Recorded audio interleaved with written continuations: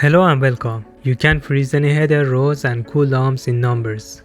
To begin, click View on the menu bar, hover your pointer over Inspector, and then click Show Inspector. Now click the Format button on the toolbar, and then click the Table tab. Under the Headers and Footer section, you will find three drop-down menus. The first one is for header columns, and the second one is for header rows.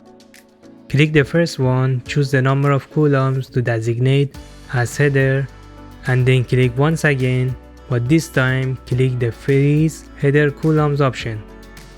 Next time you click on the drop-down menu, you will see a check mark before the option. Click the second drop-down menu and follow the same steps for rows. On this sheet now I have one column and two rows freezed.